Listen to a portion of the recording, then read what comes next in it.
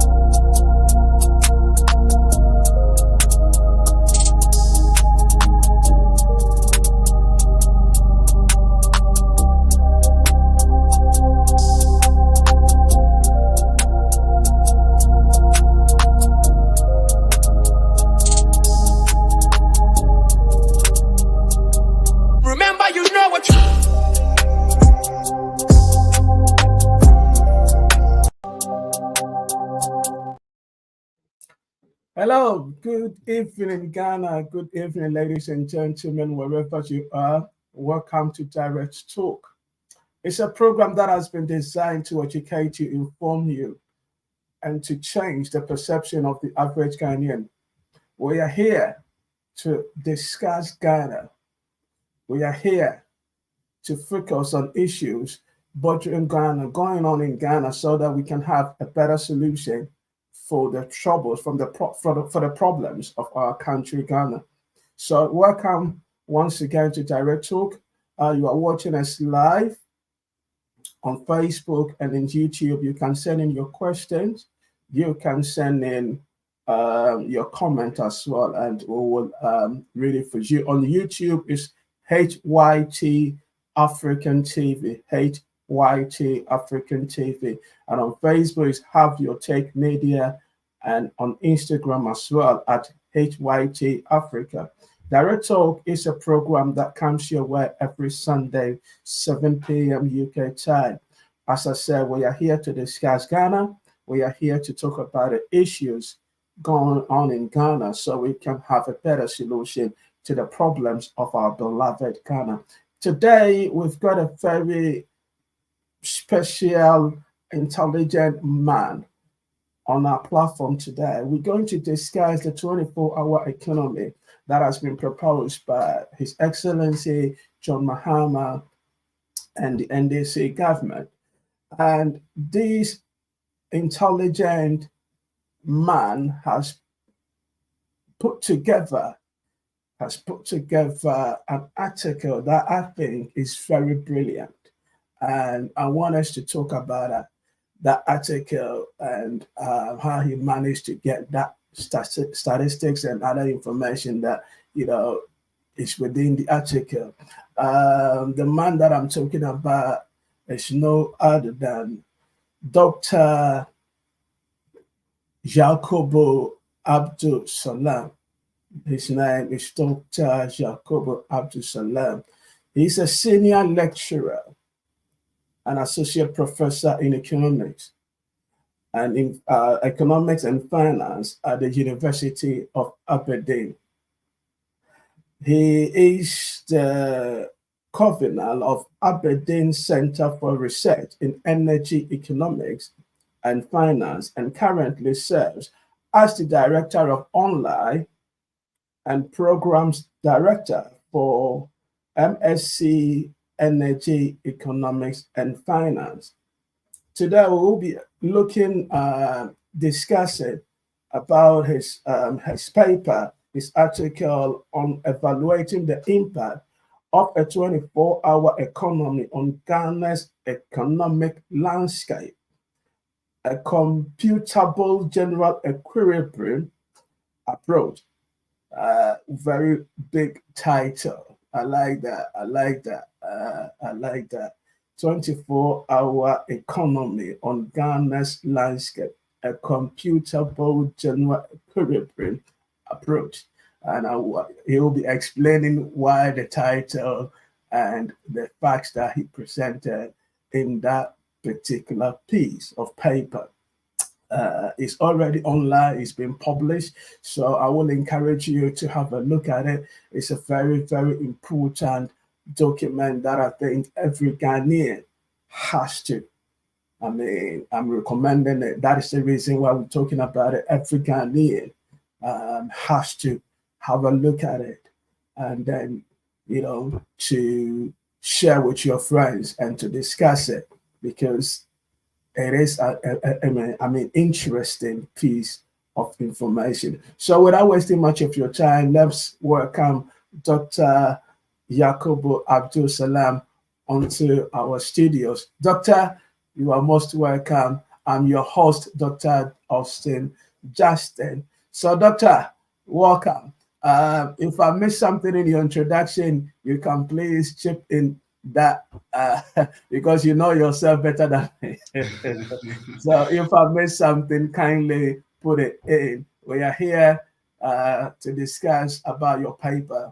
The title of the paper is Evaluating the Impact of a 24-Hour Economy on Ghana's Economic Landscape, a Computable General Equilibrium Approach. Did I get it right?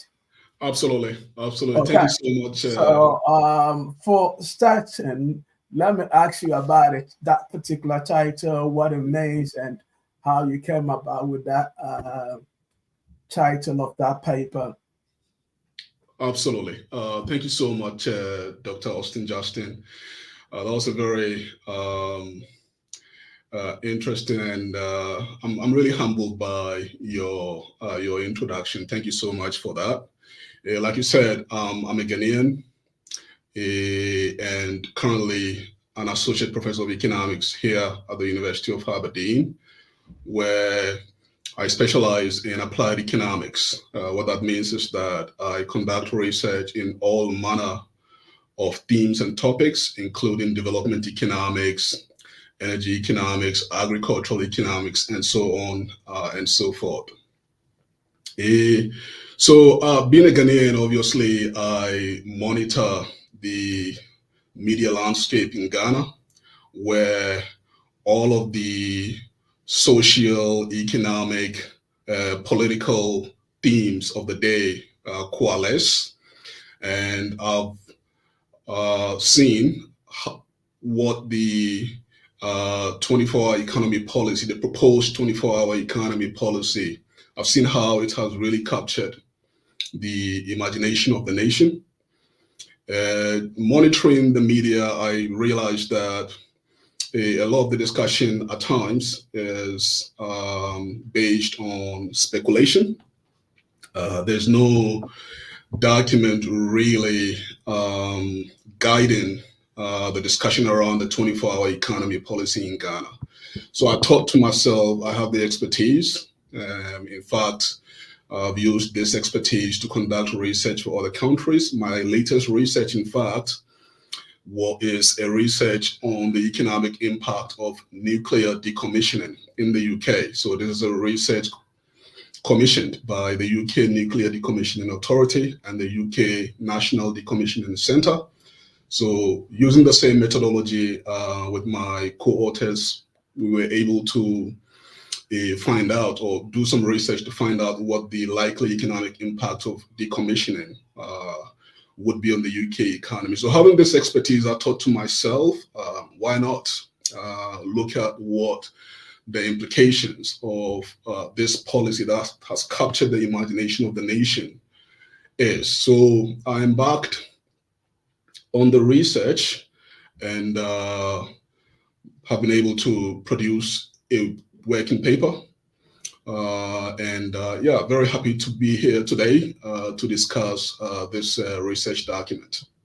All right, thank you, Doctor. So I want to know what actually motivated you. I think something might have actually motivated you to say, okay, let me. So to start with, what actually motivated you to say, oh, let me write something about this particular policy that has been proposed? by His Excellency John Mahama? Absolutely. Like I said, Dr. Austin, I'm a Ghanaian, so even though I'm based in the UK, I monitor the media landscape in Ghana, where all of the social, economic, and political topics of the day are discussed, and I've seen how the 24-hour economy proposed by the NDC has captured the imagination of the nation. But I realized just monitoring the media that a lot of the discussion is really based on speculation. There is no empirical piece of work to guide the discourse and the debate on the 24-hour economy in Ghana. So having the expertise, I just thought to myself, why not? After all, I'm a researcher. That's what I do on a day-to-day basis, apart from teaching. I do research, like you mentioned, well publicized in international peer-reviewed journals. And I do research for international organizations as well. I've just been mentioning the UK Nuclear Decommissioning Authority, which commissioned a report that I did using the same methodology that I used for the 24-hour. We'll come to that methodology very soon, because somebody will be asking what kind of method was used to actually produce this particular paper, because it is an international paper, and I think our viewers will be interested to know the methodology that was used to compile the information, because for information to be authentic, the methodology is very, very crucial. So, Doctor, can you explain to us the methodology process so our listeners will know that we are not just talking about a random figures that you just wake up in the morning, start writing, but it's actually well researched, and the process is, acceptable in every institution across the world. So can you explain to us about the methodology that you use to produce this particular piece? Absolutely. Thanks a lot for that, Dr. Justin. I'll try not to be too technical, because I know you have a wide audience. Your audience is quite wide, and they're not necessarily all economists. So I'll try not to be too technical. So the method I used is the computable general equilibrium model approach.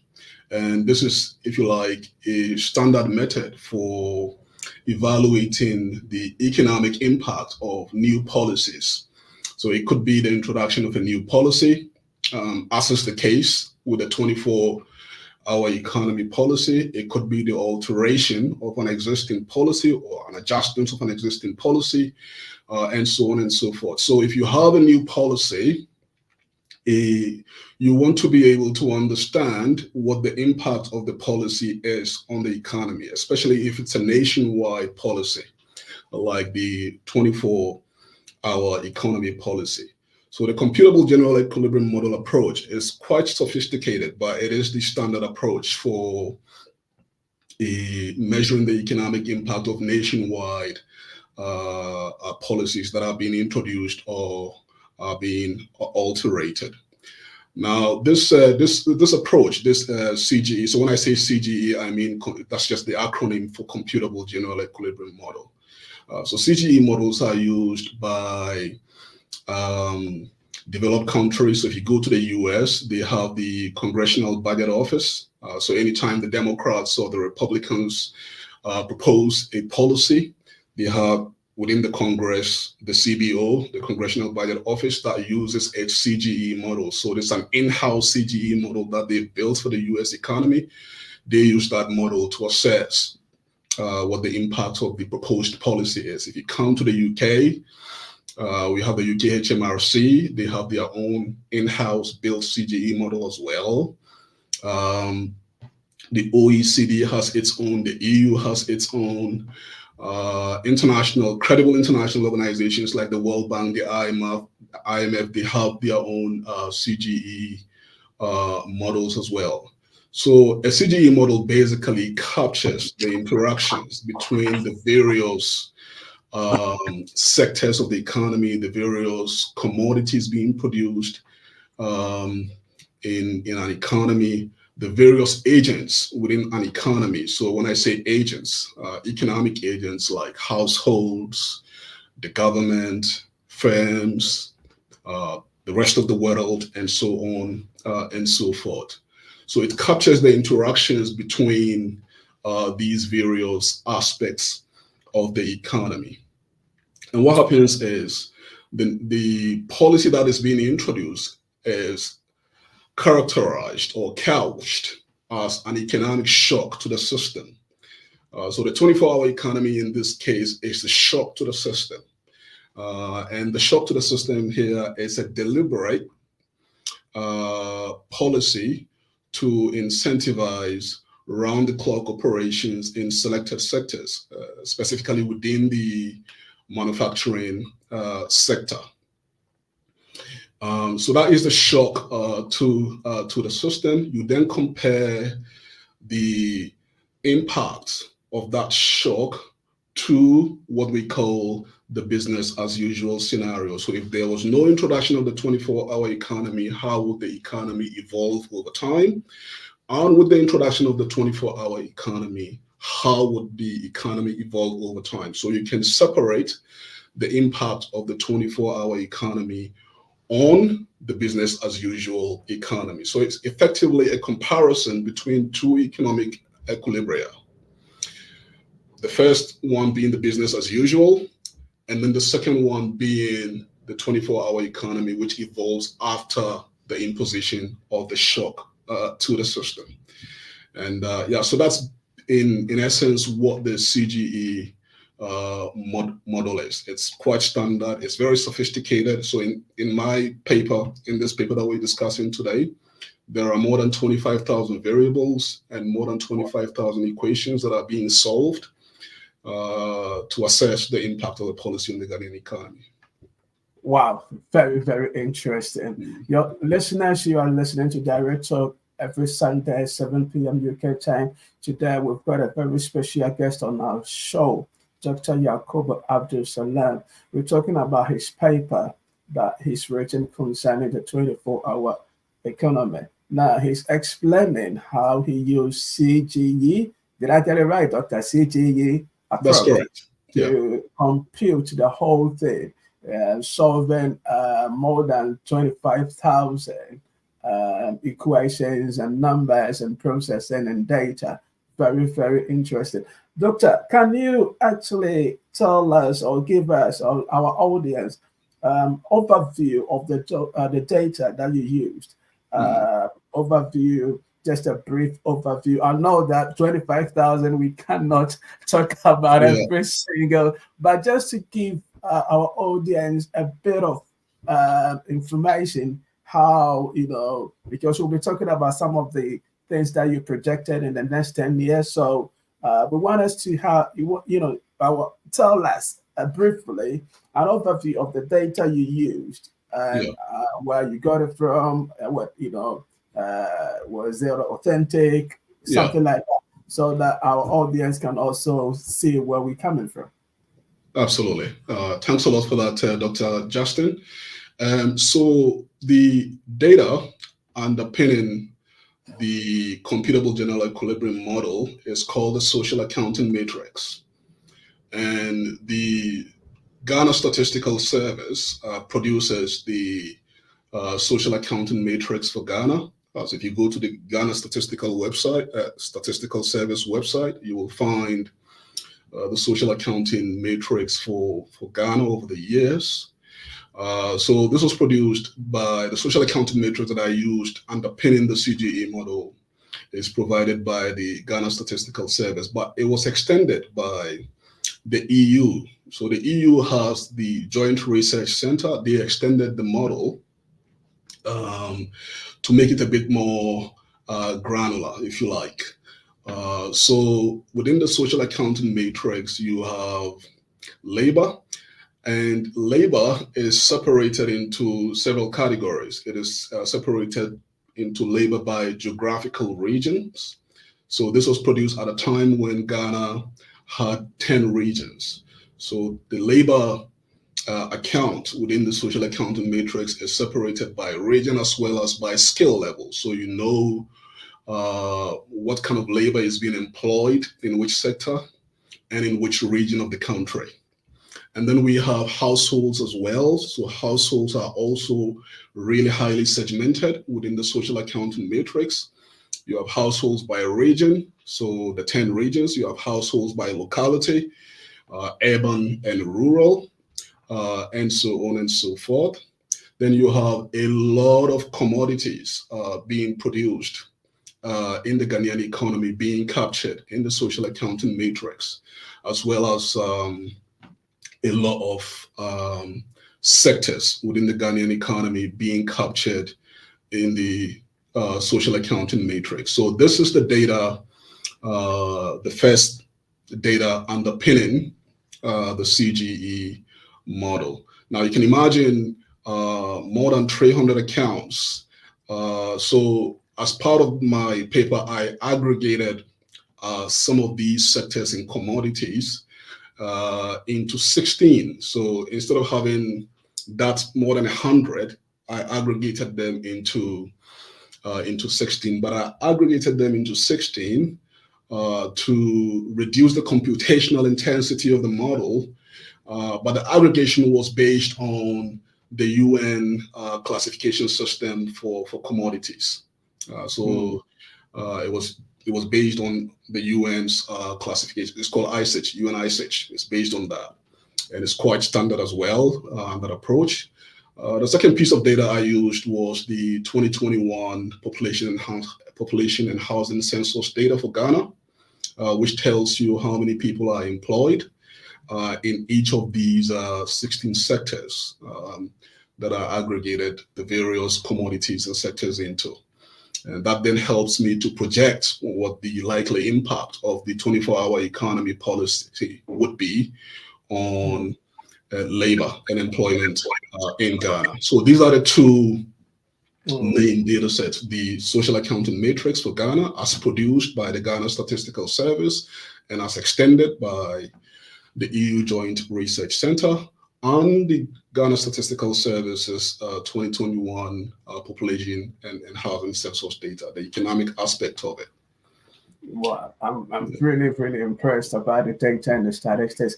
Let's dive into the data itself, putting all this together.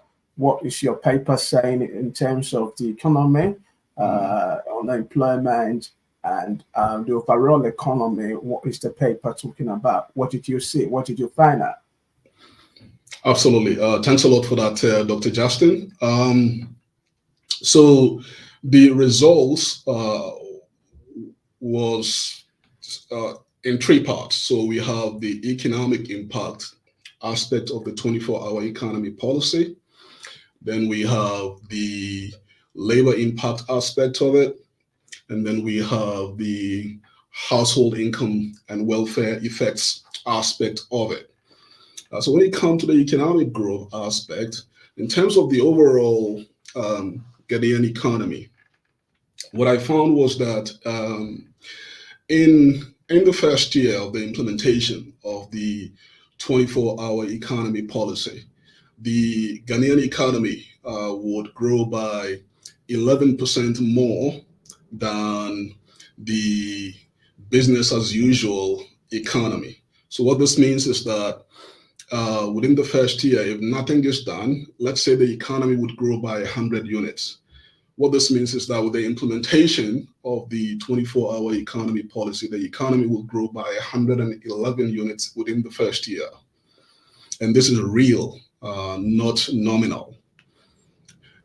Within 5 years, it would have grown by 26.62%, and within 10 years, it would have grown by 31.71%. So in 10 years, if the business as usual economy of Ghana would have grown by, let's say, 100 units, then under the 24-hour economy policy, it would have grown by 131 units. And this is all in real terms. So you can see that there is real economic augmentation being introduced, quite transformative to the Ghanaian economy as a result of the introduction of the 24-hour economy policy. Let me just emphasize here, when I say growth, and I mentioned 31% for 10 years, I'm mentioning 26.62% for 5 years and 11%. This is not growth rate. I really want to emphasize that so people understand I'm not talking economic growth rate, I'm talking growth level. Okay, so that's really, really important. And this growth that you're seeing at the national level obviously is being introduced as a result of production from several sectors. The 24-hour economy policy, the sector that most directly benefits from the introduction of the 24-hour economy policy is obviously the manufacturing sector and the electricity sector.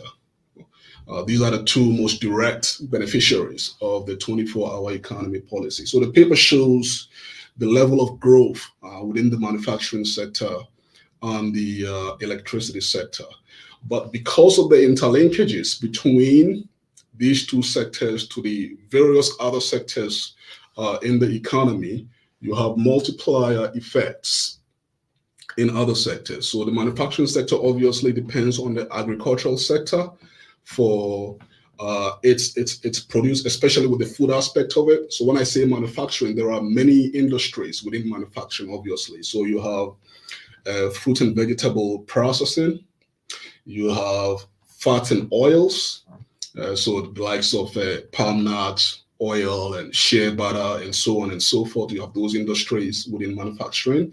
You have beverages, you have textiles and clothing, you have leather and footwear, you have wood and paper, petroleum refining, the manufacturing of chemicals, the manufacturing of metals, the manufacturing of minerals, and these are non-metallic minerals, machinery and equipment, and so on. So when I say manufacturing, there are a lot of industries that are captured under manufacturing. And these industries are interlinked with many other sectors within the economy. So the growth, the direct growth experienced by the manufacturing sector would have an effect on the agricultural sector, because the agricultural sector would need to produce the raw materials that are being processed by the manufacturing sector. Now, if you produce the raw materials in agriculture, they need to be transported. So the transportation sector will also experience considerable growth. What this also means is that many of the sectors that depend on the manufacturing sector for their intermediate production, they will also experience growth as a result of the demand generated by the growth in the manufacturing and electricity sector. So even though the policy, the 24-hour economy policy, is quite focused on manufacturing, because of the interlinkages that manufacturing has with other sectors of the economy, they will experience growth as well at various levels. Some will grow more, some will grow less. And we can focus on some of the sectors. So if you take the construction and real estate sector, for instance, my result shows that the construction and real estate will experience considerable growth. And what this means is that project timelines for in the construction and the real estate sector will be massively reduced. Capital utilization within these sectors will increase massively. As you know, as a country, we have massive infrastructural needs. So the 24-hour economy policy will really give this a boost. Another sector is the ICT sector. This is a sector that will need to grow to support information flow, to support telecommunication services, and so on and so forth. One thing that we haven't mentioned in the whole discussion around the 24-hour economy policy is the notion of a 24-hour knowledge factory. Now, this is a well-known concept in academia, in economics.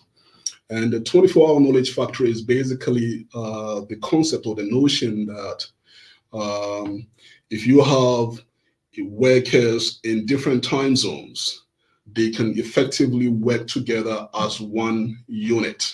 So Ghana, we are strategically placed as an Anglophone country, but also in terms of our time zone, we are strategically placed to actually capitalize on the notion of a 24-hour knowledge factory as part of the 24-hour economy policy under ICT. And so on and so forth. We can talk about other sectors. So for instance, there was considerable growth in waste management. So if you take manufacturing, if there's growth in manufacturing, there is a related growth in waste generation. Because a lot of the manufacturers are also, obviously, you're processing material from one state to another, so you generate waste. So that is another sector that needs to grow, and the model does indeed show that the waste management sector would grow considerably. And I just want to emphasize that the growth in the waste management sector should not be seen as a negative. It shouldn't be a negative growth. It's really an opportunity for the country to leverage on the notion of a circular economy where waste generated within the economy is actually reused and recycled, and that can actually generate employment. So it's really an opportunity, the growth in the waste management and remediation services sector. There are many other sectors that experience growth as well, but time wouldn't allow us to. Thank you, Doctor, for elaborating on all these sectors. Very, very, very impressive. I like the data. I like the statistics. Listeners, you are listening to Direct Talk right from the United Kingdom. Every Sunday, 7 p.m. Today, we've got a very special guest, Dr. Yakubu Abdul Salam, Associate Professor at University of Aberdeen in the UK, explaining to us what the 24-hour economy that has been proposed by His Excellency John Mahoney will be like. And he is an intellectual who has written a paper, and we are discussing about his paper. He says that the economy will grow in the first year. I like the first year, 11%.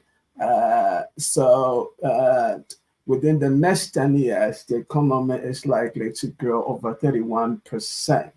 And so it looks like we are at the right place at the right time for Ghana to actually progress to another level. Doctor, thank you for your time. So in a few, sum up everything for us. In a nutshell, what do you think the Ghana's economy will be under the NDC policy, the 24-hour policy overall? What do you see the economy going? How do you see it? The economy going within this particular policy. Can you sum up everything in terms of our economic standards, our social standards, our money? Ghana, we like money in our pockets. Yes, we like money in our pockets. So how do you see overall, this policy, the direction it's going to go, and the impact that is going to have on the average Ghanaian or the economy as a whole, in a brief statement? Yeah. Thanks a lot, Dr. Justin. I just want to emphasize here that the 11% growth in the first year, this is not the first time that this is being seen. If you go to the literature, there are many cases where nationwide policies of this kind actually generate that level of growth. And also the reason why from 11% in the first year, you're reaching 31% in the 10th year is because of the law of diminishing returns. Now, I won't go into this technical concept today, but that's, you would imagine 11% in the first year, so you should be doing 100% in the final year. Why 31%? It's because of the law of diminishing returns. But I won't be going into that today. Dr. Justin, I haven't mentioned labor. We've only mentioned so far the economic growth at the national level, but also at the sectoral level, but we haven't mentioned labor. So the paper shows that within 5 years, more than 3 million jobs will be generated within the Ghanaian economy as a direct result of the introduction of the 24-hour economy policy. Now, these are jobs at different skill levels. So we have skilled, semi-skilled, and highly skilled jobs in the various sectors. These are jobs in the various regions of the country. These are jobs in the various localities of the country, so urban and rural. These are jobs in the formal and informal sectors of the economy, and also public and private. So what I really stressed in the paper is that as part of the 24-hour economy policy, the government needs to introduce an employment policy where you are reskilling, you are retooling the workforce to take up these opportunities within the Ghanaian economy, which have been generated or engendered by the introduction of the 24-hour economy policy. And the reason why I stress this is that actually there are examples of economies where the number of vacancies are actually more than the number of job seekers. So there are such examples in the UK, such examples in the US. And the reason is there is a disconnect between the vacancies that are being generated and the skill set of the people looking for these jobs. So as part of the 24-hour economy policy, we need to introduce an employment policy to look at the functional as well as the regulatory aspect of the 24-hour economy policy. Looking at the data in 2022, there were about 1.73 million Ghanaians classified as unemployed and more than 6.7 million classified as out of the labor force.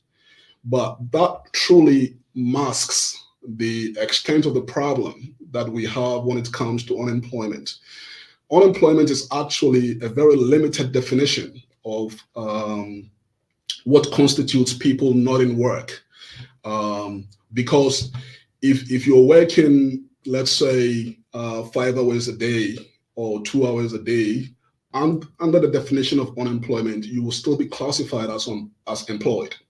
If you're an engineer who is out of work and is doing some work that is totally, lower standard to your skill set, you will still be classified as employed.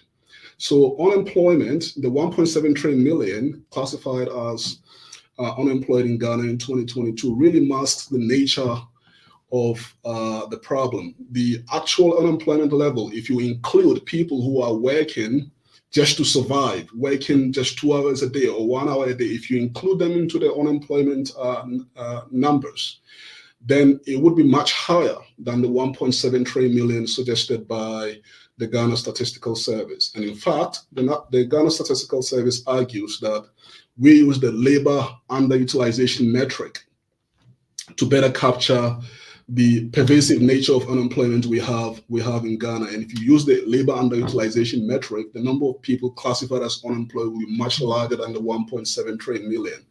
So the country has a unique opportunity to really attack this problem of unemployment through the introduction of the 24-hour economy policy.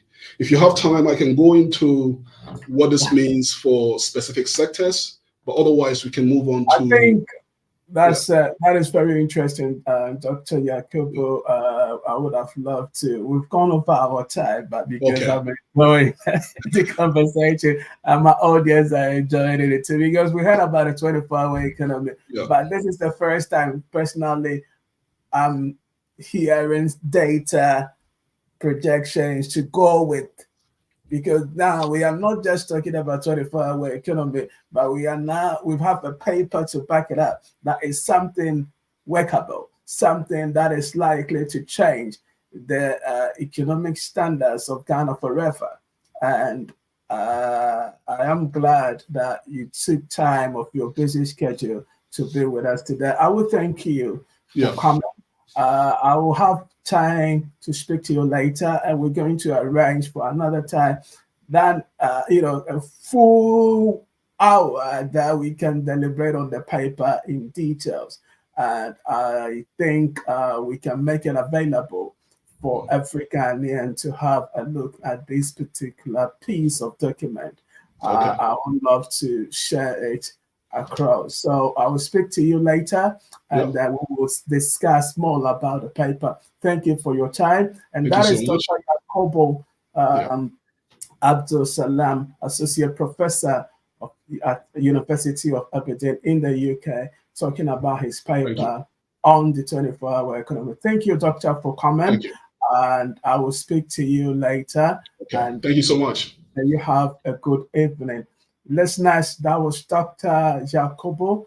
He has given us a lot of information. We're supposed to talk for about 20 minutes, but because of the details, I like data, I like analysis, so I wanted him to go in details what the 24-hour economy will be for the Ghanaian economy. How is it going to be for Ghanaian economy?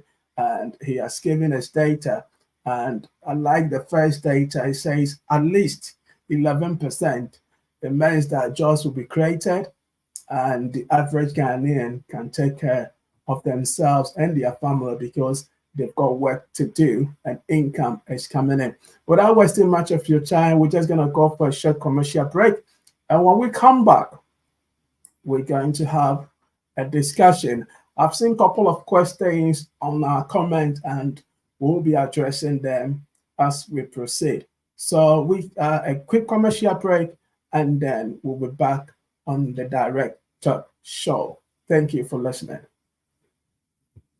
Sedan SSA Ghana for United Monyankopon. Se wama Hanat rapid response for every UK. Aba BBA our Ghana. Se do Leicester UK. Now so pe dwumafua oye clinia. Obia beka Hanat rapid response. HRR. Enti se ye ofie ana wo demo. Wo betu ombu ase ayiyi ho clini ho kama. Ase ya hye obi bia ma. Na se ye office nso a wo be horo ho apepa ho aye ho neat. Na se wo carpet nso a aye fia. Fakoma not rapid for na on cleaning and sun dry and famount. Safe ni wasi ufia wie and a uchu akomu. Anase office and so a fre womo no de kan ego clean fie ho ani adani nyina mu. Ansakura ni otu ako. Wa horo ka bia. Eye mu fi nyina fi ho no. Obetima ba ofie abaya ma wo. Anase obetima so de akomo ho. Na womo laundry ni die eye adutwam. Womo abetima ba ofie abaje oniama no akosi ato aboboso kama. Hanat rapid response. Abama Bia in the hospital, schools, hostels, companies, hotels. Any bia if you bia unya clinic woman ye cleaning masters. Fisho much across the CA ewa hojo would you any atinga Johnson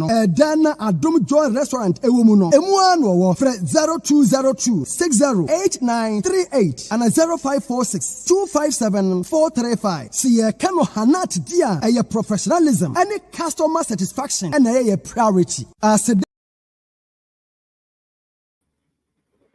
Welcome back to Direct Talk. You are listening to Direct Talk from the UK. You are watching us live on Facebook and on YouTube. You can send in your comment. You can send in your questions, and we will try our very best to address them. On Facebook is Have Your Take Media, and on YouTube is HYT African TV. You can also follow us on Instagram at HYT Africa. Without wasting much of your time, we're going to go into another discussion in regards to the 24-hour economy. And today too, I've got very important and special guest on the program. And they're going to help me to discuss some of the things that Dr. Yakobo talked about. So sit down and relax. Get yourself maybe a cup of tea or a couple of something to eat or drink whilst you watch us. So I've got Chairman Conrad, the UK chairman, NDC chairman, UK chapter. He's here with us. Chairman, welcome on board. I've got Mr. K. Jones on the platform. He is a practitioner learning development and learning and development practitioner. I'm trying to get it right, Mrs. Kate. Learning and development practitioner on the platform. And today they're going to help us discuss the program. And then I also have my big brother, Mr. Godson, Dogah, also on the program. He is a project portfolio director, and he's also going to help us discuss this particular topic. Welcome to the program. Today we've listened a lot onto the data, so we're just going to see how best we can deliver on the data. So it's always ladies first. Let me go by tradition, Mrs. Kate. Yeah, you've listened to the 24-hour economy. So today I'm going to ask your opinion very short. I've got a question here from the platform. Yeah, so let me use that question. Let's start with a question that somebody's asking. He said, what are the conditions to have in place for the 24-hour economy to become a reality? Good. I don't know if the person was talking in regards to Dr. Yakubu's data, but let me pass the question to you. It's from David Quo. He's saying that what are some of the conditions we need to have in place to make this 24 hours a reality? Now we know that it is something that Ghana needs. So how are we going to make it a reality, according to David? Fantastic. Good evening, co-panelist. Good evening, host, and good evening to your listeners and your viewers. It's always an honor to be here. Now, what are the conditions for this 24-hour economy to be a reality? My first thing will be an intervention, a government intervention, which is geared at incentivizing industries in order to encourage them to go into this 24-hour economy, which President Mahama has already pinned, and we have heard many times about that deliberate intervention and incentives to industries who would want to go this way. So that's the first thing I believe should be in place. The second thing I believe should also be in place is a skill set or the workforce. Okay. Now, currently we have a very high unemployment rate. And you see already when we think about this 24-hour economy, when we look at the logistics from farm to tables in your homes, the jobs that it will be creating, the cascading effects of that policy is what we will be looking at and what we will be seeing here. Now, we have the skills force. So we need to develop our skills force. So we need a skills force in order to get this 24-hour economy to be successful. Now, if you have that, then that skill force would also lead to innovation, new inventions, new ideas. So skill force policy first, skill force second. We also need an expanding market. Okay, we need an expanding market. When this policy is done and implemented correctly, and we will ensure, because we have thought through it, and as you can hear from the assistant professor, if we do this properly, we will generate economic growth, 11% in 1 year. Now, translate this growth into job, into production, and into innovation. Translate that and see the multiplying effects of that. So, policy, skills development. The skills development in its own is going to create jobs for trainers. It's going to create jobs for people like I do in the apprenticeship. It's going to train, it's going to create jobs for people in a training and development sector. It's also going to create jobs for people who are in the education sector. It's also going to create jobs for people who are in the TVET and all other sectors of skills development. So look at it from that angle. We're looking at going beyond borders. Ghana is strategically situated. We have Ivory Coast to our west. We have Togo to our east. We have Burkina Faso to our north. We can do cross-border trade. We've done this and we can do it again. So if we have a 24-hour economy, we need to be looking at new markets. We need to be looking at going into our neighboring countries. We have the Africa free trade, continental free trade zone, which is actually... We'll come to that new market. I just wanted you to answer Mr. Davis' question, and I think you've done justice to it. You made mention of policies, skills development, and market. Mr. Conrad, so when we are talking about skills development, what are we going to do, or what do you think Ghana can do to achieve that? Because we are talking about economy, 24 hours. Definitely, you need people to do the job, and we need people to have some sort of skills. So, what do you think can be done in terms of the skill development sector or area to be able to get the skills needed for the jobs that the 24-hour economy is going to create?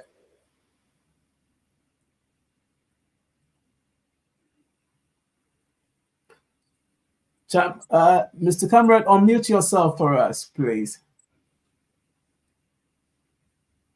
My apologies. Can you hear me now? Yes, sir. Go ahead. Yeah, my apologies. The famous rookie move, speaking on mute. My sister Kate has done a very brilliant job when it comes to talking about the scaling up, the workforce development element.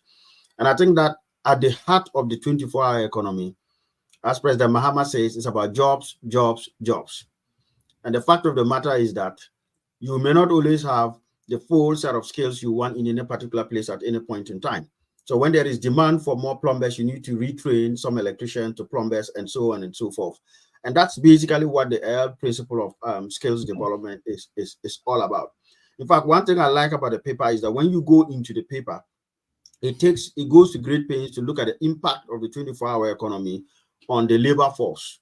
And much as it actually provides, answers Chairman David's question about what do you need to do. And I think my sister has touched upon it. It talks about things like the workforce development. It talks about things like having a balanced growth, making sure we have energy security, because that will be at the heart of all of this.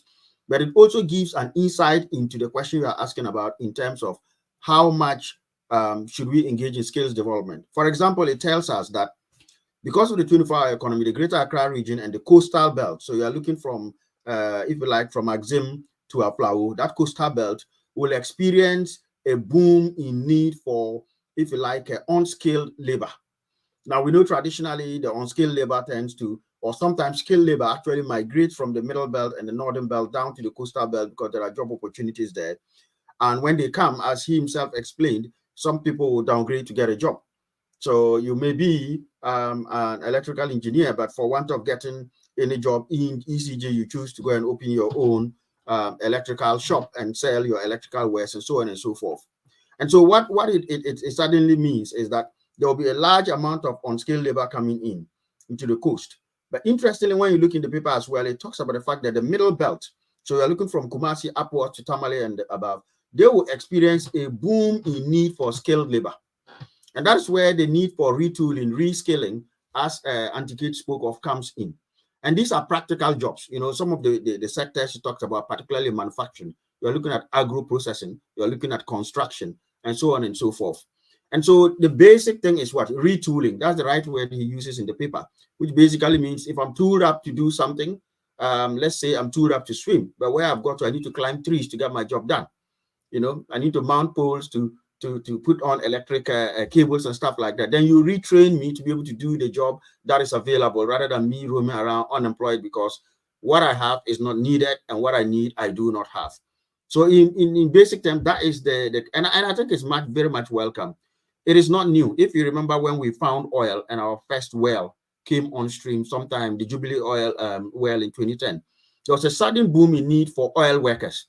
And so people like subsea plumbers and stuff like that, those very good welders, professional welders, were needed by the likes of Talo, Cosmos Energy, and all the companies that were into that.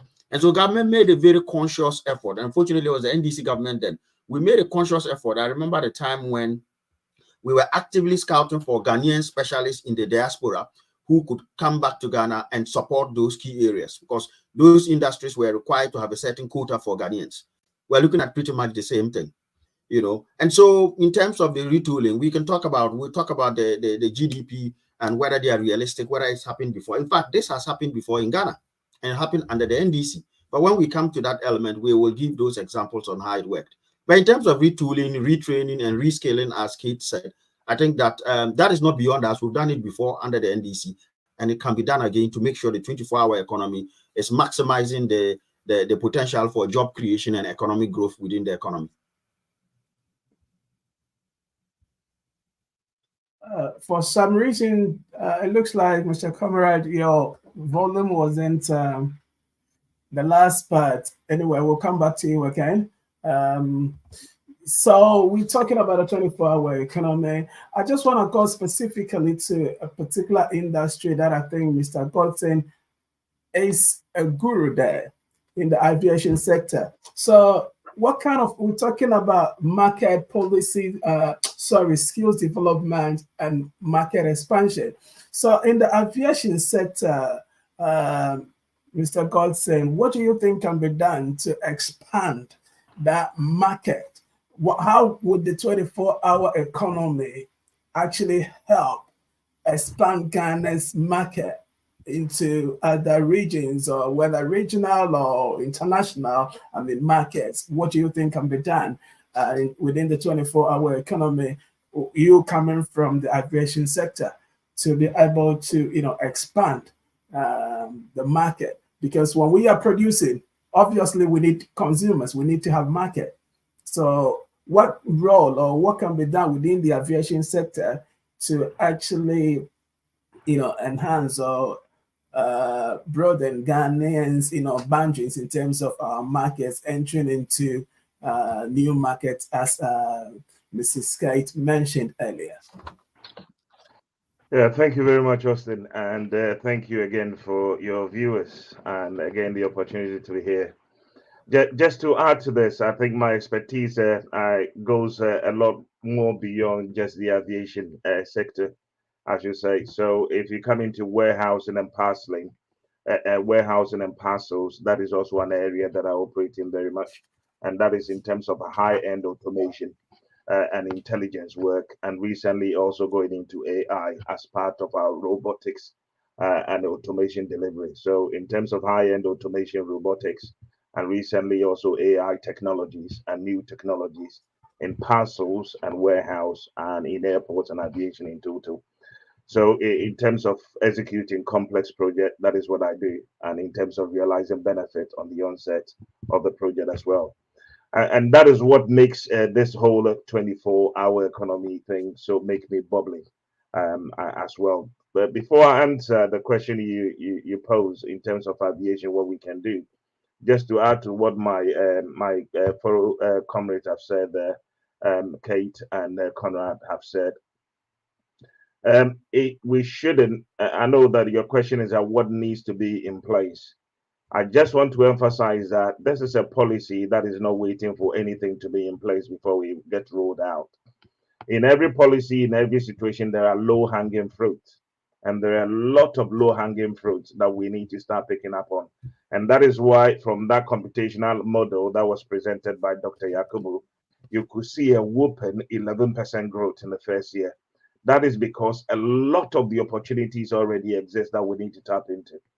When it comes to a labor force that we talked about also, there are a huge number of unemployment. We also heard from the doctor that if we should look at the real unemployment rate, it's more than the 1.73.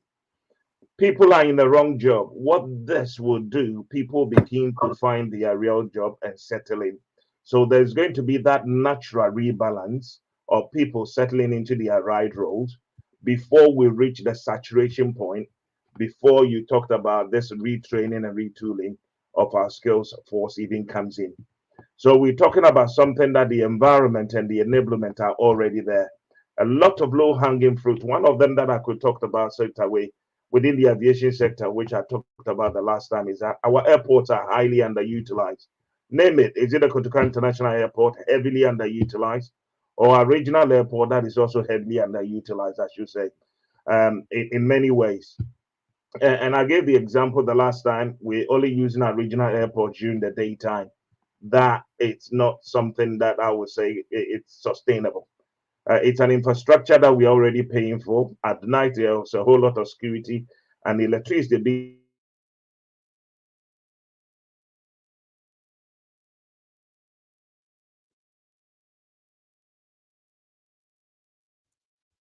I think we're having a network issue at the moment. Sorry for the breaking transmission. I think Mr. Godson internet network is playing off. We'll come back to him later.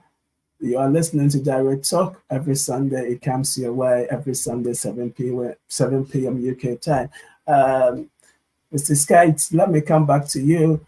And sorry. Go ahead. Your network, for some reason, you went off, so we're waiting for you to come back. Oh, apologies for that. I don't know where I lost you from. Apologies for if you did lose me. From on my end here, everything seems like it was okay. So yeah, when you were talking about the regional airports, okay, you went into the spirit world. Yeah. So in terms of our regional airport, they are highly underutilized. We only utilize them during the day. And for me, that is a very poor use of such an infrastructure that we have. We should be widening our regional airport to integrate with our neighboring countries and even go beyond that. And how do you do that? You bring in the incentives to make sure that these airports can also operate at night as well. And also integrate it into the international operation that we have in Kotoka. Why should I just book flight and land in Accra and then do another booking from Accra to get me to Kumasi? Why can I not have an integrated booking so that when I land, my bags get transferred straight away to a domestic airline, and then I just transition into the domestic airline and then go to Kumasi or go to Tamale where I want to go and generate more economic activities.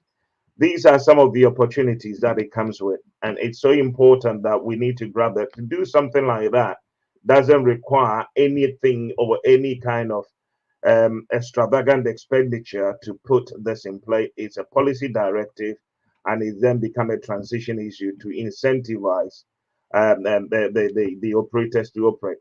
Do you know another benefit for example, if we get these regional airports to operate 24 hours, what it means?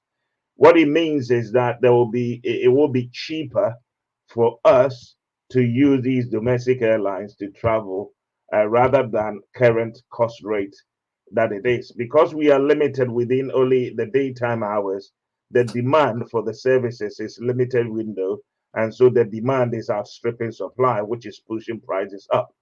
If we open it up into 24-hour economy, we are balancing the demand and the supply. And that naturally by itself also reduces costs, and the prices of these domestic flights are cheaper. The airliners will also be operating over a longer window, which means that the 24-hour charges that they have to pay for the lease of the planes, for example, they have more customers to patronize, and for that matter, be able to realize that very revenue over a longer economic window activity. So for me, in the aviation sector, it's a no-brainer if we don't do it, because at the moment I think we are creating a lot of waste. There are a lot of infrastructure are sitting down there dormant and not bringing revenue over a very long hours and a period as well. So we need to think into that. And then you come to the warehousing and parcel industry, the inefficiency that is being created in a parcel delivery and warehousing and the automation of that. we're talking about an era where people are talking about sustainability, and most of the industries, especially the warehouse and the parcel industry, where there is a high utilization of electricity, have their data centers are spread across the world, where they use the energy to operate their system at their cheapest tariff during the night as it goes around the clock. What do I mean by what I'm saying? You can have one data center. For example, if I am, let me say that Conrad's Amazon operates in the UK during the day. They have a data center, one in Ghana, that supports the time zone here in the UK. And then they have another data center, for example, where is the daytime here? It is nighttime in the US, for example, another data center in the US. And so during the daytime, when Conrad is in operation in the UK, they switch to their data center in the US, which is at the nighttime, where electricity tariff is very cheap. And they use the data center from there. And so that contributed significantly to their sustainability policy. They use less energy, or they are using the excess energy being produced in the United States that nobody is using during the night to do their operation, which means the business cost is lower for them. They have sustainability goals being achieved. And then during the night time, they switch to Ghana data center. And of course, the same principle apply. They are using the waste or the excess energy in Ghana's grid to then operate their business. And so 24-hour economy, it's a no-brainer if we don't do it in every sense. And it also contributes towards our climate goal. And as you can see from this paper, there is no singular sector that is not touched. Every sector is touched. Our educational sector will see a revolution. Another opportunity that this policy brings out, it makes us Ghanaian to grab our challenges head on. People say that, but we're not ready here, we're not ready there. No, this rather brings the problem to the forefront for us to solve them once and for all.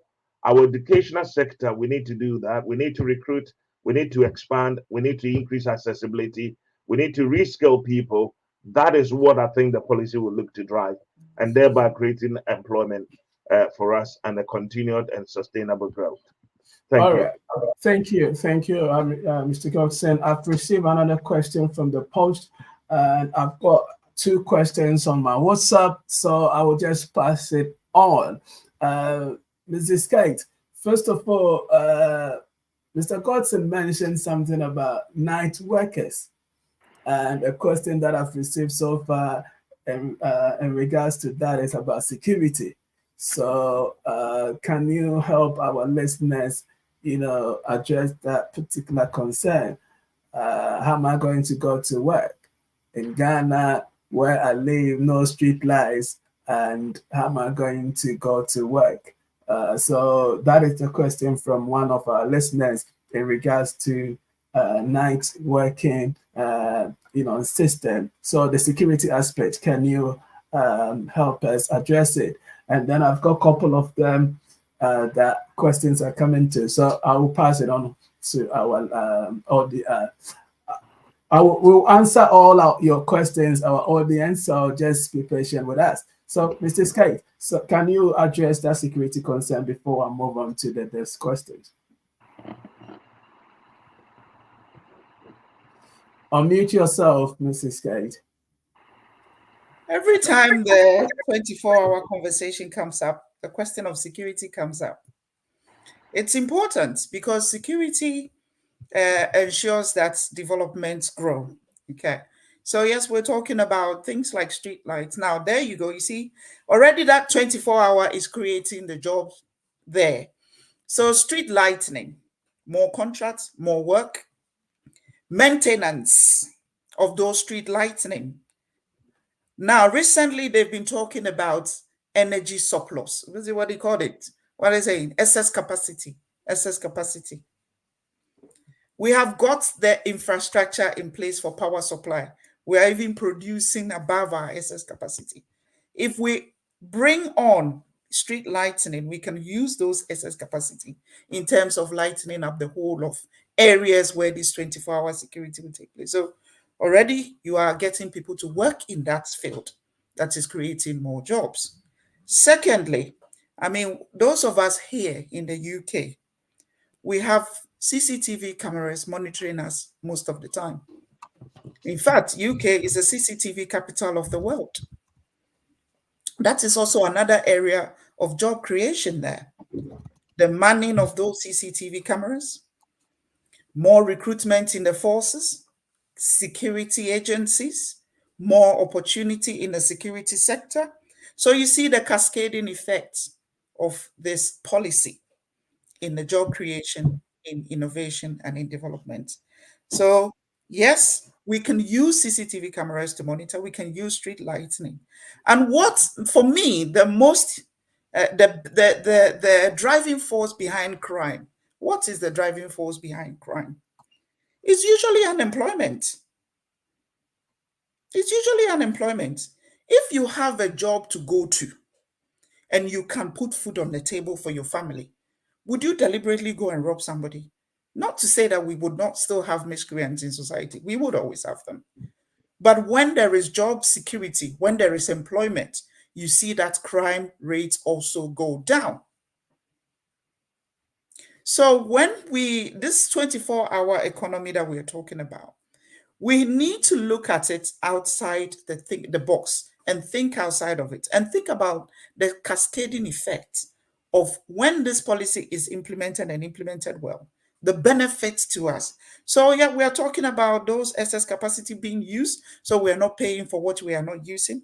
We are also looking at creation of jobs in the security area for people to monitor us if we have to be monitored by CCTV, or those people who develop those cameras, those people who maintain those cameras, those people who would work with those cameras, and those people who would also prosecute people who offend or who are caught offending, investigations and stuff like that, private investigations.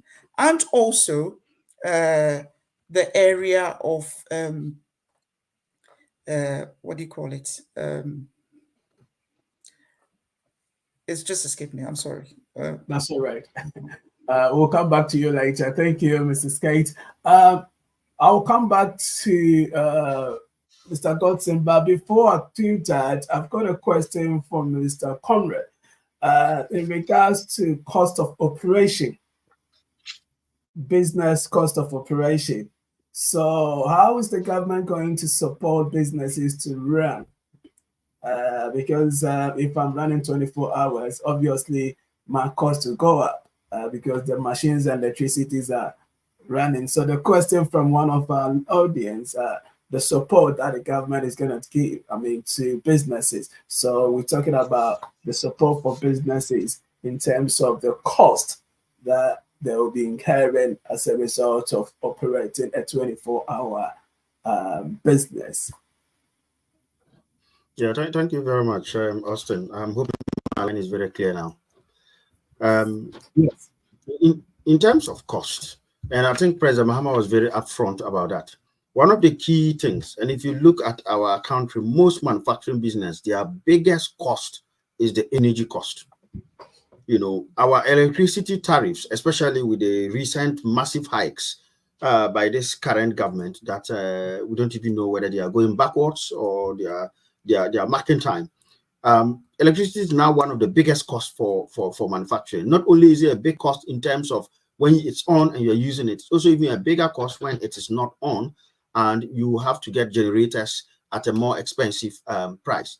And that's what President Mahama is saying, that we will give people, businesses, a time of use tariff, which means that the nighttime tariff could be as cheap as 50%, if not lower.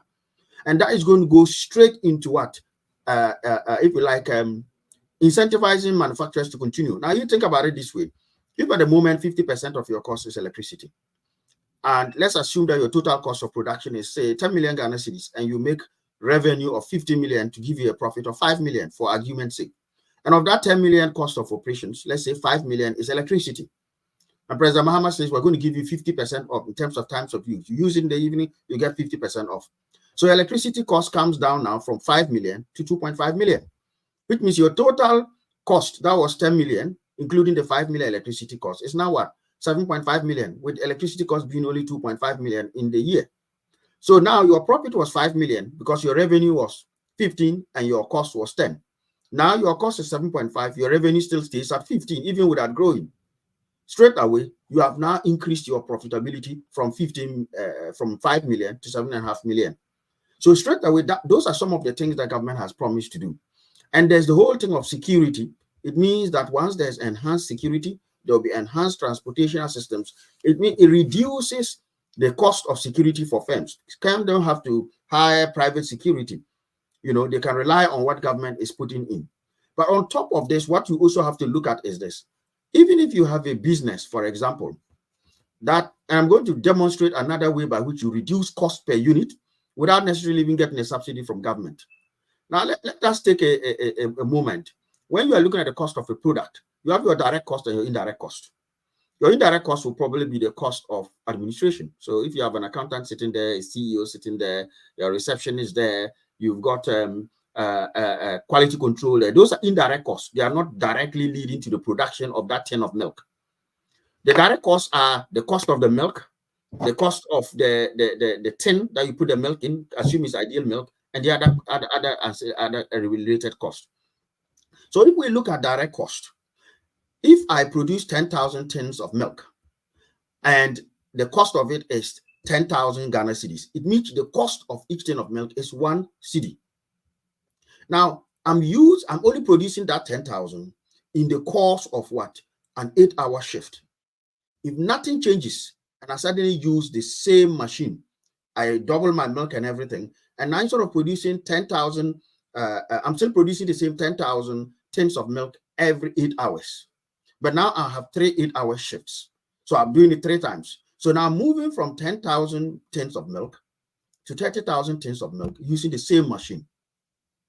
So if you stick at it the same cost, I'm effectively cutting my cost down by 1/3 because and that's where you are looking at what? Enhancing productivity and slashing cost, because your direct costs have come down because you have used the same time. It's like I'm using 1 minute to prepare to write 1 sentence. Now I'm using the same minute to write 3 sentences. So I'm using what? Less than what? About 20 seconds now to write 1 sentence. So the increase in production as a result of making available a 24-hour shift will help to bring costs down. The time of use tariff and reduction in cost in itself will also help to bring costs down. And that is why it will be profitable for businesses to do it. You know, one angle I also want us to look at this briefly is this. If you look at, and I'm very grateful that academics like the likes of Dr. Abdul Salam have ventured into this debate, because up till now it's been you and I, the various politicians or assigns, basically doing theoretical talk. This is an empirical paper, a practical paper that is using cutting-edge methodology used by the World Bank, by the UK, by the US. That is the standard model. The CG is the standard model that every economy uses to assess the impact. In fact, if you go back, you will find some papers on how we model the impact of oil finds on Ghana's economy. And so when I look at the numbers that are coming from this paper, that says that by year 1, we would have increased our cost of, if you like, would have increased our growth, real GDP growth. The difference between, he's talking real GDP, not nominal GDP. The difference between nominal and real GDP, nominal GDP covers the impact of inflation, because inflation has an impact. If nothing at all happens, if inflation keeps going up by 10%, your GDP will appear to be going up, but actually it's just an inflationary increase. With real GDP, you're actually stripping out the impact of inflation, and you're actually giving the real impact.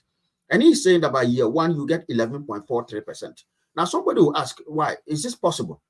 If you go back into our history before we found oil, our growth rate in 2007 was 4.3%. It went up to roughly 9%. But well, in 2009, once we took over from the MPP, growth rate was 4.8%. Then it went up to about 7.8%. But you can say that was just the activities that we were looking to basically used to prepare for oil to come on stream. In 2010, Jubilee oil field came up. It jumped from 7% to 14.1%. That's the largest we've ever had in the history of our country. That extra 7%, you can almost attribute, and I'm very sure if you do a CG analysis, you come to the conclusion that that injection of one oil stream into the economy itself pumped up our our GDP growth. And it sustained in almost double digits, because the next year it stayed at 10%. And then it kind of flatlined a bit down to by 2013 to 7.3%. In real numbers, If you look at what we inherited from the MPP in 2009, the GDP in US dollar terms was 26 billion US dollars. By the time we got oil in 2011, it had jumped from 26 billion to 39 billion, roughly 40 billion. So that oil alone helped us increase by almost 14 extra billion. 14 billion. You are looking at almost 5 times the amount, the capacity of the economy in 2001 when Kufuor was in power. Again, if you look at the size of the economy when President Mahama was leaving in 2016, right? We literally brought on stream a couple of oil wells in 2017 and 2018. When we were leaving in 2016, our total GDP growth that we gave before we left was 3.4%. We all know why, because of the capacity issue, the energy issues. But by the time those 2 oil wells came on board, it doubled to 8.1% in 2017. And the IMF had actually predicted it before we left office. And it continued to sustain. And in real terms, in 2016, the GDP was about 55 billion. By the time the 2 oil wells had taken effect, it jumped straight to 65 billion. Okay, now, Mr. Conrad, thank you for your point. Yeah. Well made. If I leave you, I think you will talk.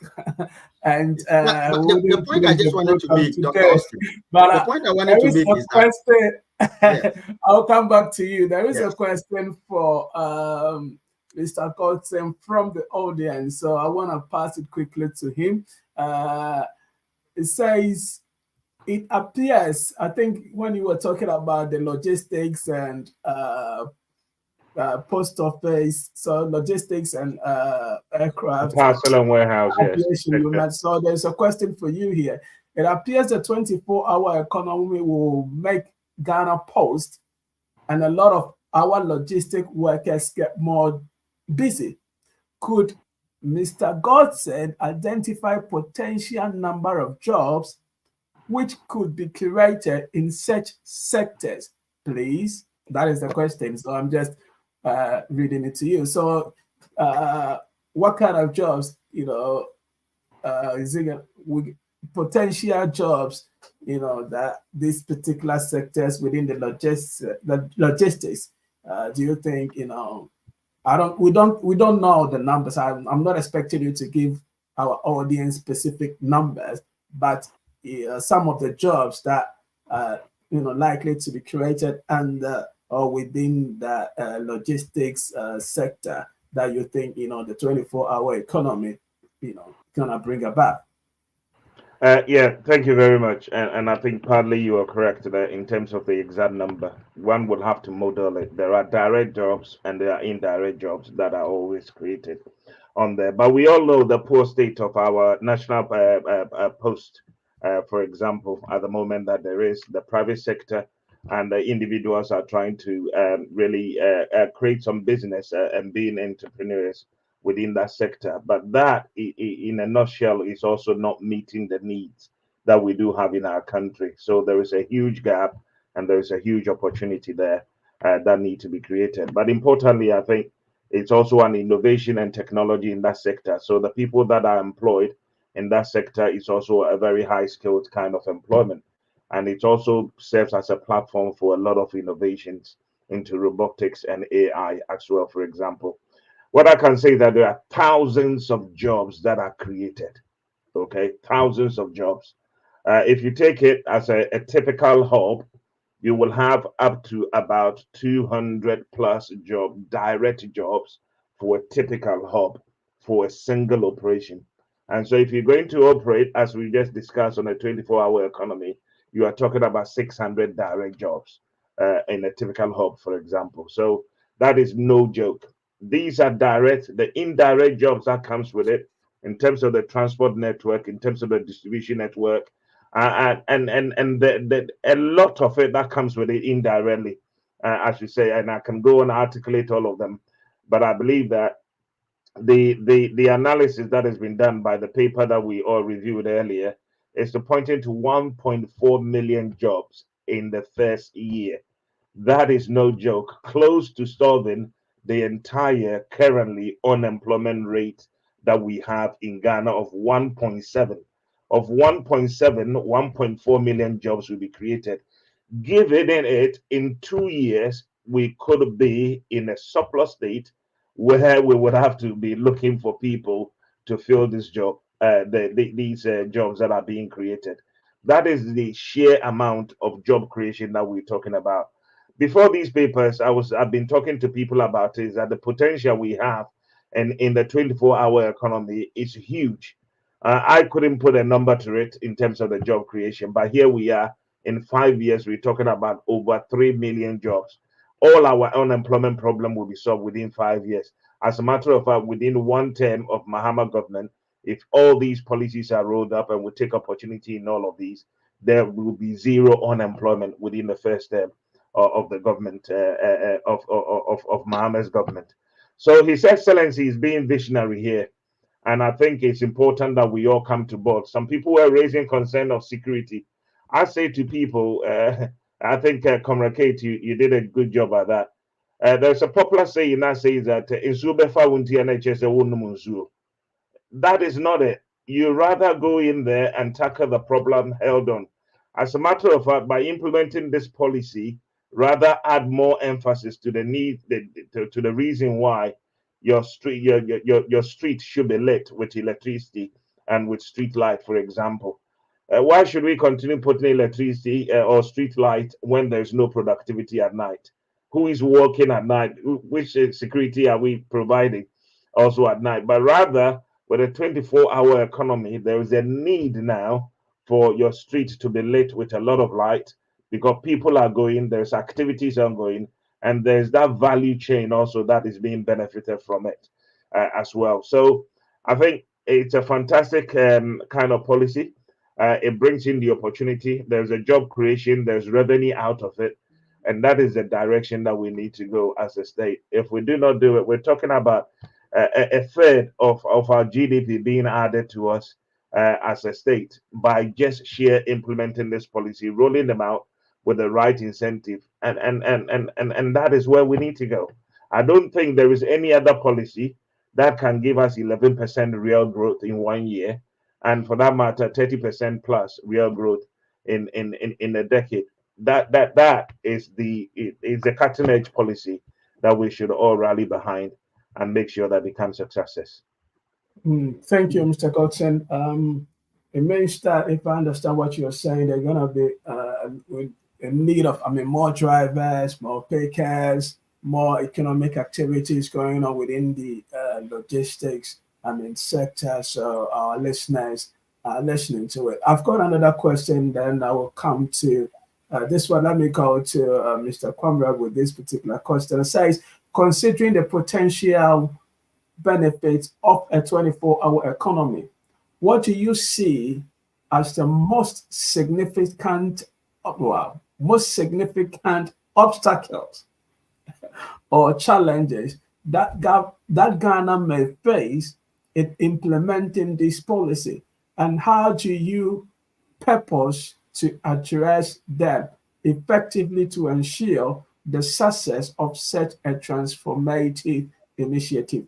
A very long, strong question. I hope you got it.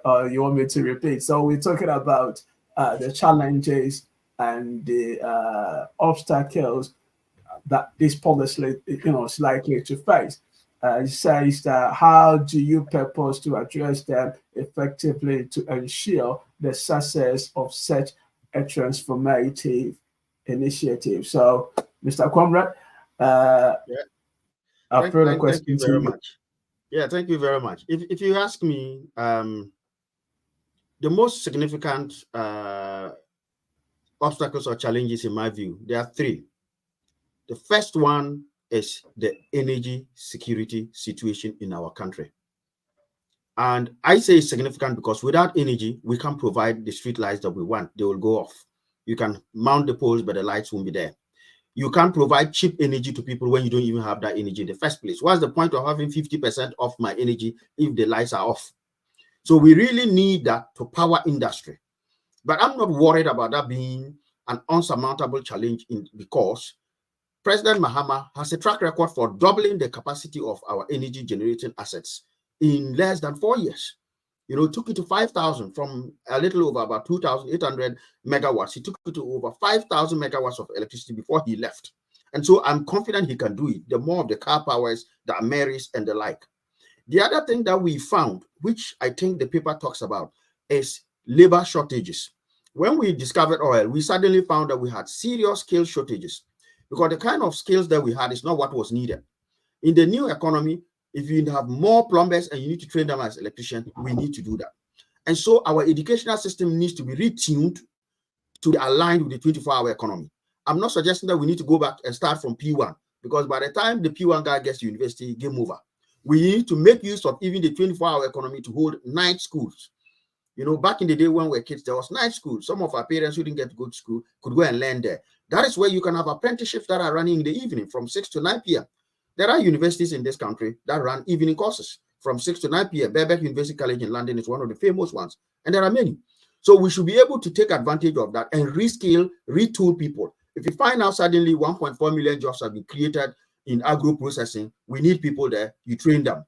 You have construction, you need people there, you train them and give them the NVQs, the certificates that are needed, the technical education and vocational skills, so that they can deliver it. But by far, if you ask me, the greatest obstacle to us achieving the full benefits of 24-hour economy is self-belief.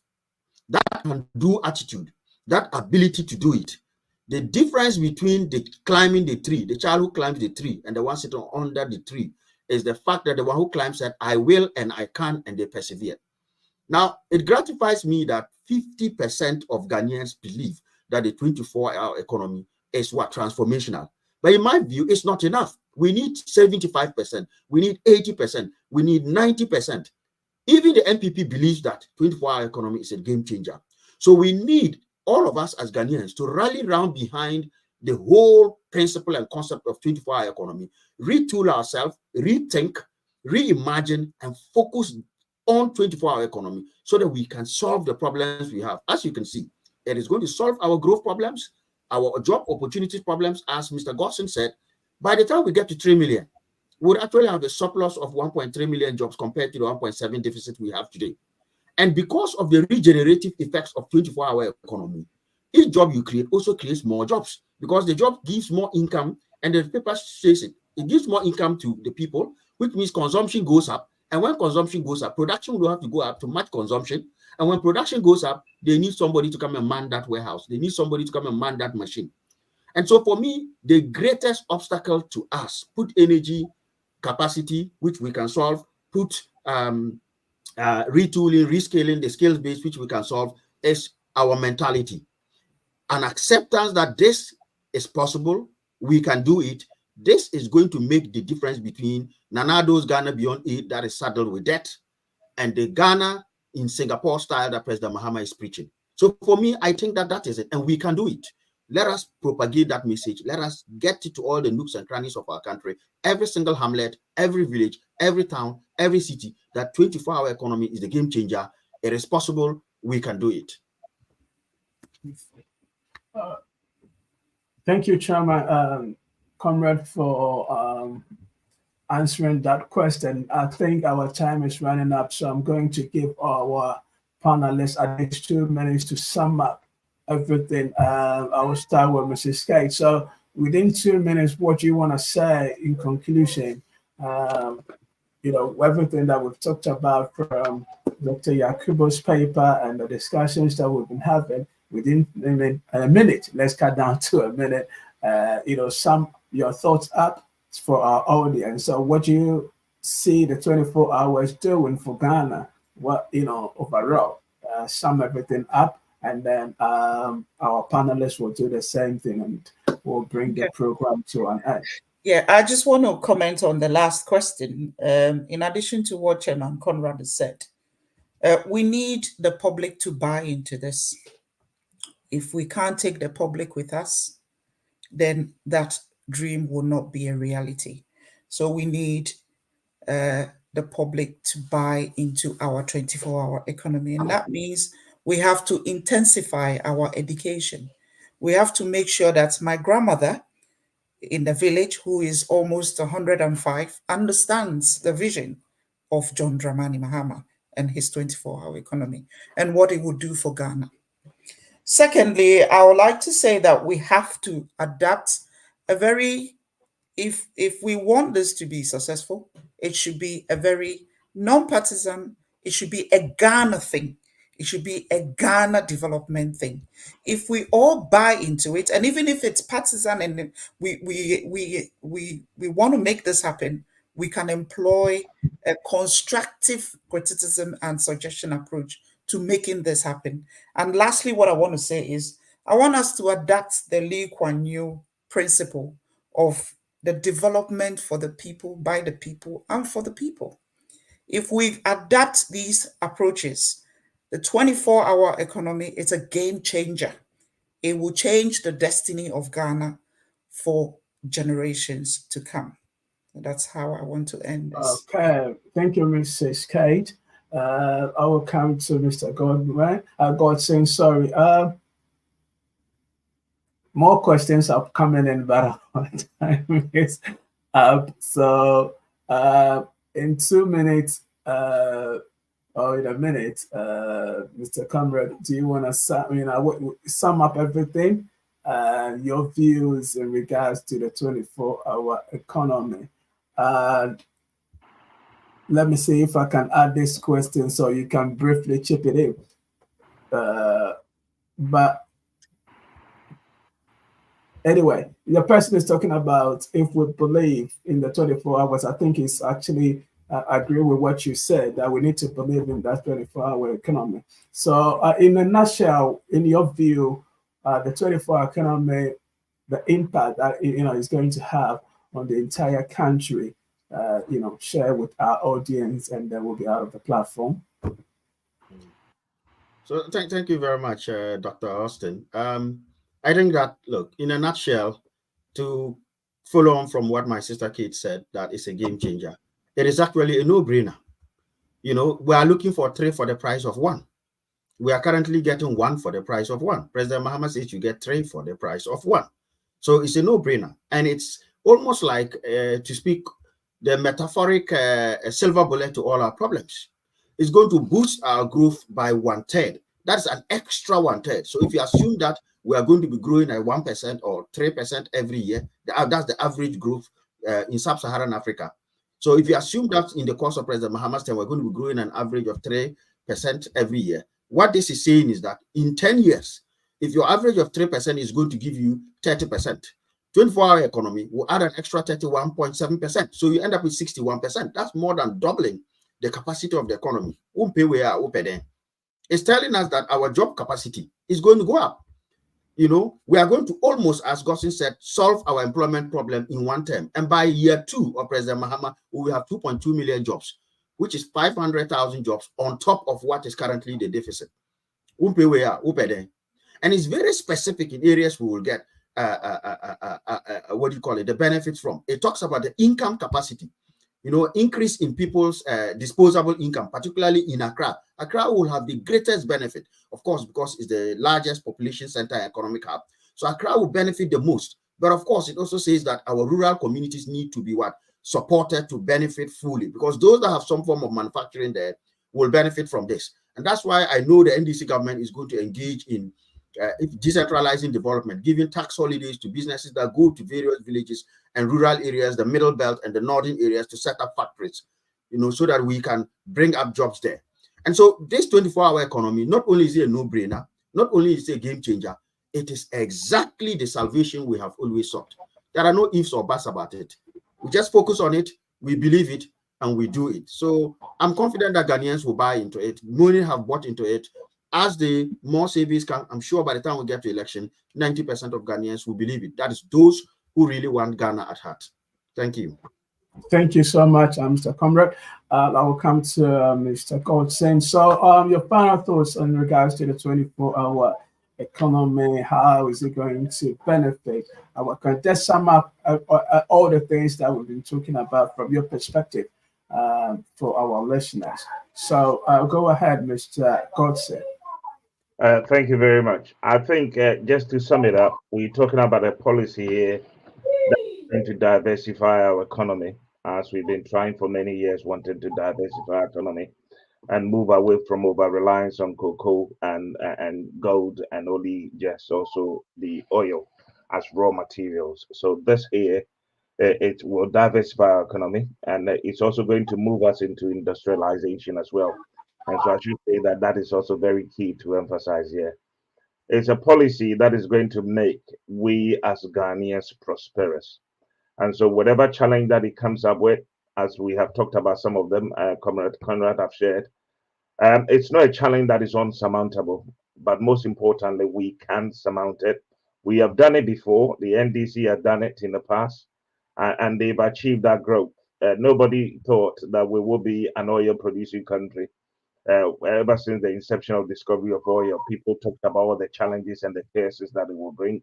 But here we are today, we're exporting, we're drilling the oil, we're exporting it. This is the next oil for us, Ghana, 24-hour economy. Oil was able to double our growth rate within 1 year, but we're talking about 24-hour economy, giving us a whole third of our whole economy GDP within a decade. That is the next oil. Let's go for it, and let's develop it, and let the people of Ghana prosper. Thank you.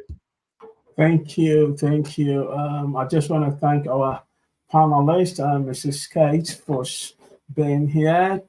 Chairman Conrad, thank you for your time. Mr. Godson, thank you for your time. I also want to thank our listeners.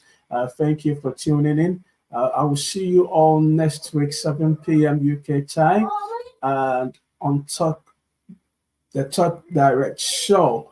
I also want to thank our sponsors, Pro Forum UK, for supporting this particular program. Next week, we'll be looking into the health sector in Ghana and the educational sector if we have enough time. We always we try our best to bring people with information, not just coming to say anything, to discuss the issues bothering our country. So I will see you next week, our dear viewers. Next week, as I said, we'll be looking into discussing the health and the system in Ghana and the educational system, the problems and how we can address them. Thank you for tuning in. This is Direct Talk every Sunday, 7 p.m. Invite your family, invite your friend to tune in. Send in your questions and your comment. I will be glad to read it. Thank you for tuning in. I'm your host, Dr. Austin Justin. Thank you and have a good evening. Bye for now. Bye.